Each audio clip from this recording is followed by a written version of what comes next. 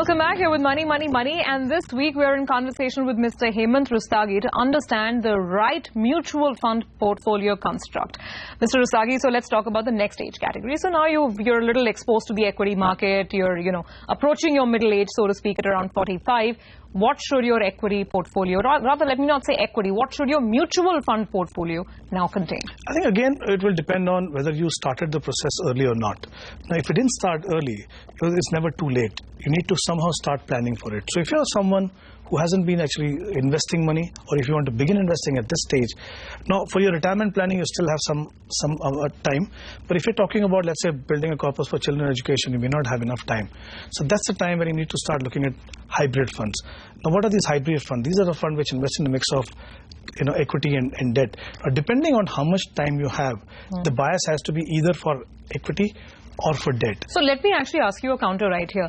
Is it better to opt for hybrid funds, or is it better to sort of do it yourself, whereas you mix your own, come up with your own cocktail of pure equity funds and then pure debt funds? If we talk about whether it should be a balanced fund or you kind of mix your own portfolio, see, the advantage here is that when you go into an asset allocation fund or a balanced fund, the fund manager keeps making changes to the allocation.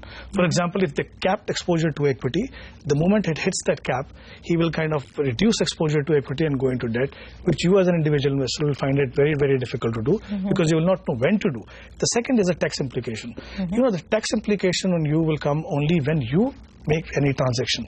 Now, for example, if the fund manager is buying and selling and you continue to hold your investment, you're not paying any tax on that. But if you're having a portfolio of different funds, and if you keep changing every year to rebalance your portfolio, then there will be a tax liability. There might be. There might be, if you're doing it for less than 1 year, for example. Right. So, one is the timing, the second is the tax efficiency. It makes sense. But if you're someone who's a well-informed investor and you are very clear about your asset allocation and you're not going to really tinker with it over a period of time, you're a disciplined investor, then maybe it makes sense to have a portfolio of different funds rather than going into a hybrid fund. The reason for that is it gives you a variety of different philosophies. You can invest in different funds, the best performing fund or the most consistent fund.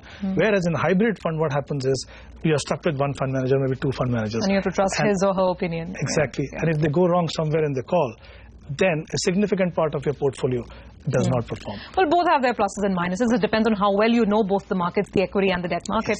But let me ask you this. When you're talking about types of hybrid funds, you mentioned the asset allocation funds. And I'm guessing that's where, they're called dynamic asset allocation funds. So there's an automatic almost cutoff at a certain level when the equity market is reaching certain highs, perhaps, the allocation changes. Then there are balanced funds as well, where I guess, there is a different mix of equity and debt.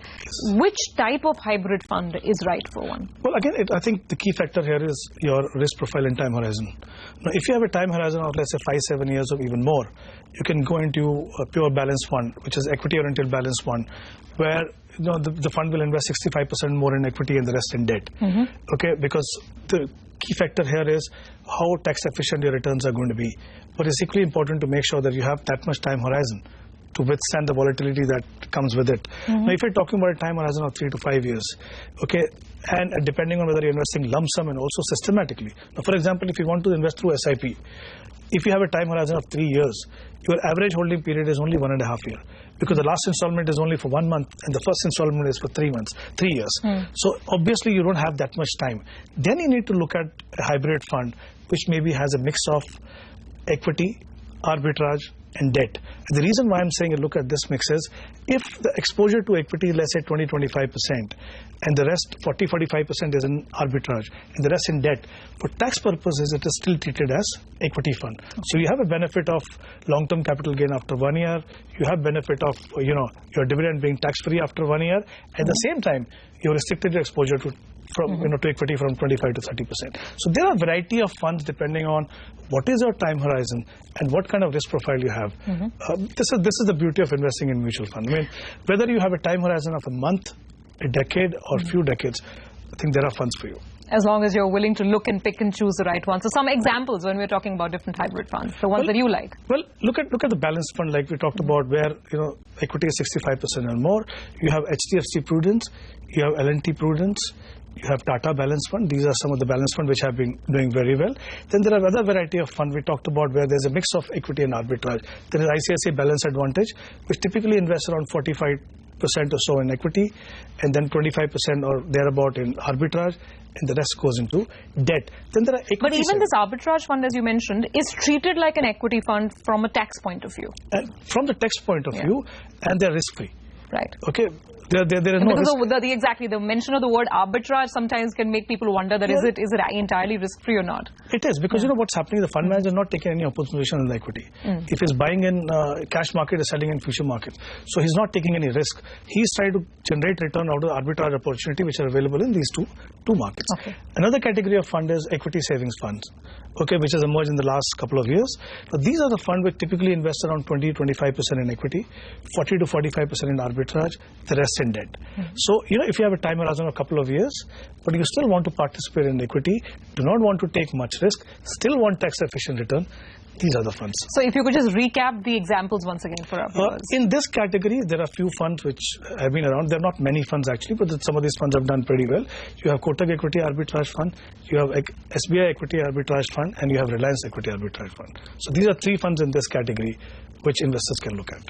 All right, we'll take another break at this point, but on the other side, now we're done talking about the middle ages. What happens when you are progressing towards retirement and you're thinking of that pot of money that you've hopefully created and you want to maximize returns, you want to make sure that you can generate certain additional income by investing in the right funds? We'll talk about that on the other side.